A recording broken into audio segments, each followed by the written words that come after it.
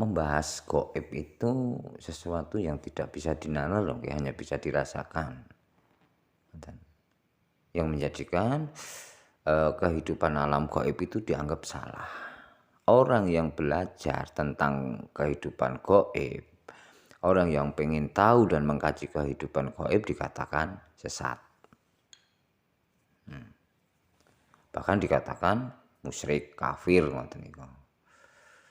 Kalau kita ke pangapunten nggih, Allah niku bersabda, dunia ini semu.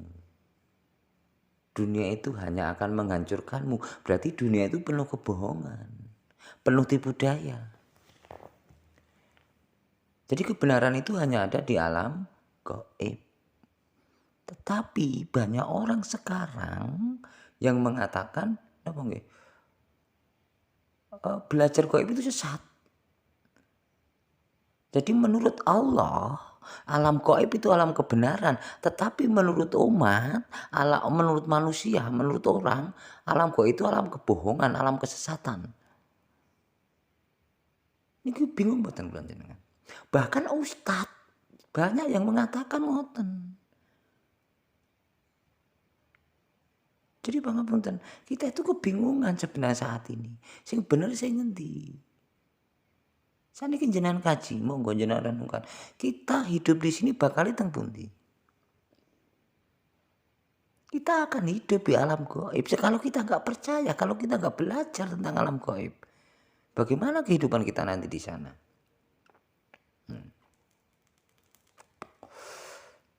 Dan pangapunten nggih, ketika kita ingin mengetahui kehidupan alam gaib, tidak bisa dinalar. Logika mboten saged. Hanya bisa dengan rasa, dengan perasaan yang nanti ke mata hati. Tapi banyak ustadz yang mengatakan ketika orang yang bisa melihat dengan mata batin dikatakan gangguan jin, jiwanya dipenuhi jin yang akhirnya diruqyah.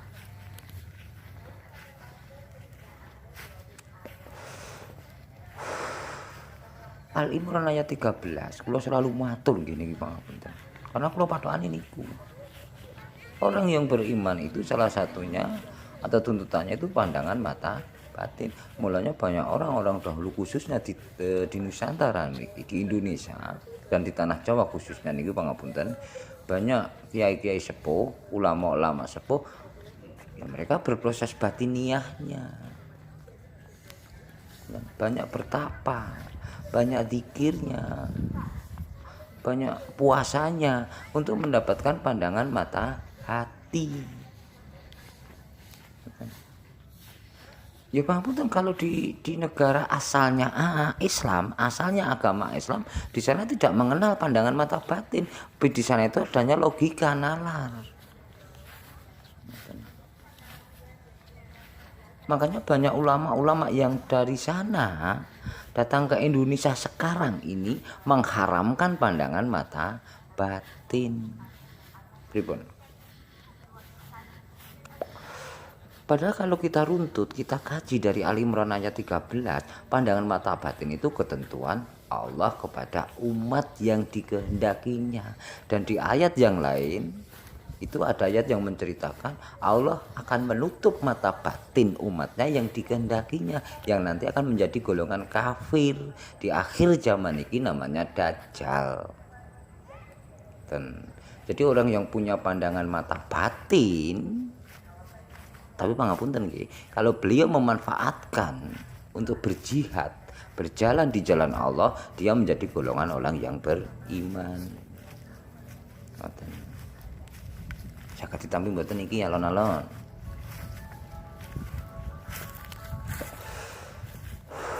Yo kan tuh jenengan lah. Makanya pangapunten, Kanjeng Nabi kula selalu matur juga niki. Kanjeng Nabi niku bersabda akan muncul pasukan hitam dari arah terbitnya matahari. Dan itu banyak orang yang menceritakan itu dari Nusantara, dari Indonesia khususnya tanah Jawa. Karena orang-orang di Nusantara, orang-orang di Indonesia niku ngulawentah jiwanya, keimanannya dalam hatinya, bukan rogone. Kalau rogonya itu impor saka negara mriko, asalnya agama Islam. Makanya di sini ada napa nggih? Ada istilah Islam Nusantara. Kebenaran niku Islam Nusantara niku. Niku nek dirembuk dawa, dirembuk panjang, ya jatuhnya pangapunten. Mereka itu berpedoman dengan ulama, sedang orang yang berpedoman dengan firman Allah di dalam Al-Qur'an niku disalahkan, dikafirkan, dipun. Loh, sani kan semua ke ulama niki. Buka teng YouTube kan kata. Banyak orang-orang ustadz-ustadz yang menceritakan dalil-dalil dari ulama. Loh, pangapunten, kalau ada pertanyaan apa saya itu ragu dengan ulama, mboten, tidak ada keraguan. Demi Allah kula mboten ragu kok. Tetapi pangapunten, kula pun juga harus berpedoman dari ngendikane Kanjeng Nabi, sabdane Kanjeng Nabi yang diriwayatkan Abdullah bin Mas'ud. Nabi hanya menitik ketiga generasi yang baik, yang terbaik. Generasi beliau beserta sahabat beliau. Setelah itu yang kita kenal dengan tabi'un. Setelahnya yang kita kenal dengan tabi'in dulu. Setelah itu dengan tabi'un. Dan Nabi bersabda, Kanjeng Rasul bersabda ngeten. Setelah itu, setelah tabi'un akan muncul generasi yang mendahulukan sumpah daripada kesaksian dan mendahulukan kesaksian daripada sumpah. Nah, pripun cobi? Jadi generasi yang merusak, pangapunten yang akhirnya muncullah kelompok-kelompok, golongan-golongan Islam yang akhirnya Islam tercerai-berai, Islam pecah belah. Dan menjadi jawaban bahwa Islam akan hancur oleh orang Islam sendiri karena mereka tidak lagi berpegang kepada Allah, kepada Rasulullah, tetapi kepada ulama-ulama mereka masing-masing golongan niku yang mereka punya patokan. Loh, sadar napa mboten kan kita diadu domba niki. Mulane pangapunten, dengan pandangan mata batin kita akan mengetahui kebenarannya. Karena pandangan mata batin kita bisa melihat dan kita bisa berinteraksi, kita bisa bertanya tentang kebenaran. Meskipun banyak orang tidak mau menerima dan tidak bisa menerima. Jadi pangapunten, yo kanten jenengan lah. Kanten jenengan iku cara menyikapinya pripun. Nek percaya kalau ulama ya monggo, nek percaya karo Gusti Allah ya monggo, urusane jenengan. Kan nanti di akhir zaman dipisahkan. Orang beriman dan orang kafir itu akan berkumpul. Tapi mereka terpisah, tidak bisa bersatu. Tidak bisa menyatu. Dan sosok akhir zaman ini berperan. Dengan pandangan mata batinnya, dia mengolah rasanya, mengolah jiwanya. Oh, ya karena pangapunten nggih. Nanti Allah akan memberi kekuatan kepada orang yang beriman. Jadi untuk menghancurkan kehidupan ini, Allah tidak langsung turun, tapi dengan perantara manusia. Umat-umat sekarang yang tentu mempunyai kekuatan dari Allah, ngoten nggih. Sakitane ngoten niki. Jadi Allah itu memberi kekuatan kepada orang-orang, kepada umat yang dicintainya, yang dipercayainya. Sebagai perantara untuk menghancurkan dengan kekuatan batinnya. Dengan sabdonya. Paham sabdo? Ucapan, doa.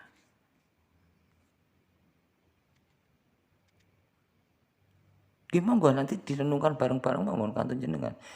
Perkara jenengan boten percaya dengan alam gaib, dengan pandangan mata batin itu urusan jenengan. Tapi sadar atau tidak, kita nantinya hidup di alam gaib. Dan di dalam raga kita itu kula selalu matur, ada dua gaib di dalam raga kita, yaitu ruh dan sukmo atau jiwa. Roh itu sebagai penghidup, jiwa itu sebagai penggerak. Terus yang hidup pandangan mata batin dari mana? Dari jiwanya, dari batinnya. Karena ada cahaya. Ngeten gampang tembung. Sebenarnya yang dicari manusia itu kenapa? Cahaya. Mulanya ahli kubur itu selalu mencari cahaya. Cahaya terang. Mula ada istilah nur ilahi Allah. Nur Muhammad. Jadi orang yang beriman itu akan muncul cahaya dari jiwanya. Dan orang-orang yang beriman itu selalu gulawentah jiwone. Meskipun saat ini tidak bisa diterima umat sekarang. Pokoknya nek ra salat kafir, nek ra salat sesat.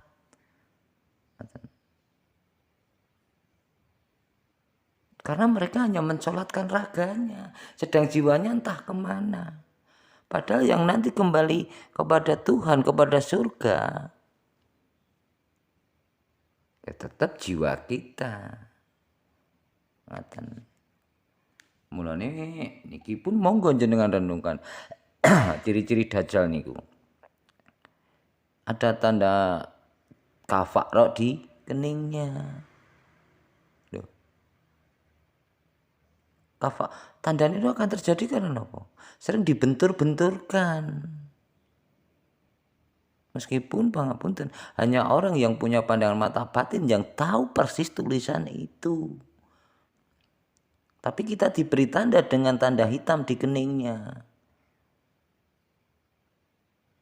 Loh, monggo jenengan kaji ciri-ciri dajjal mawon. Loh, ini apa provokasi? Ya tergantung jenengan memaknai. Lah kita percaya sabdane Kanjeng Nabi napa mboten, ngendikane Kanjeng Nabi napa mboten. Bahkan sabdane Kanjeng Nabi pun napa niku nggih? Beliau ngendikane di akhir zaman itu banyak ahli salat masuk neraka. Banyak orang Islam tapi kafir karena kita saling mengadu domba. Kita saling menghujat, kita saling memfitnah, sama-sama payung Islam. Jadi gugurlah rahmatan lil alamin. Dan nanti sosok akhir zaman ini meluruskan. Al-Mahdi ataupun Satrio Piningit niki hanya meluruskan, tidak merubah, tidak merusak ajaran-ajaran Rasul-Rasul Allah yang sudah ada. Jadi Al-Mahdi napa Satrio Piningit tidak membuat napa nggih, tidak ajarannya tetap sama wong ajaran Islam kok. Karena semua nabi mengajarkan Islam.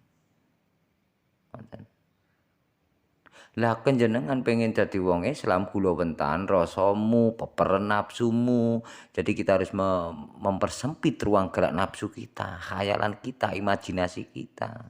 Kita harus memproses pikiran itu masuk ke dalam hati. Mula dalam sholat niku dituntut untuk khusyuk. Dari tuntutan itu saged kebuka mata batine sehingga kita bisa melihat alam kehidupan gaib. Monggo jenengan renungkan. Nek masih mengatakan sesat yo monggo. Pripun? Sementara ngoten nggih masalah gaib nggih. Mengki nek ajeng ya pengen mirunggan meneh ya monggo tentang gaib. Mungkin nek digebyah pangapunten nggih saya kathah diceritakne lho pangapun kula juga menghormati kemampuan kepahamane keyakinane jenengan tentang alam gaib riyin. Lah nek ora yakin diceritakne terus cangkeme suwek tekan silit. Tiwas cocote munggah tekan batu. Ora gathuk-gathuk ngoten nggih. Bismillah muga tetes barokah panjenengan Allahu Akbar.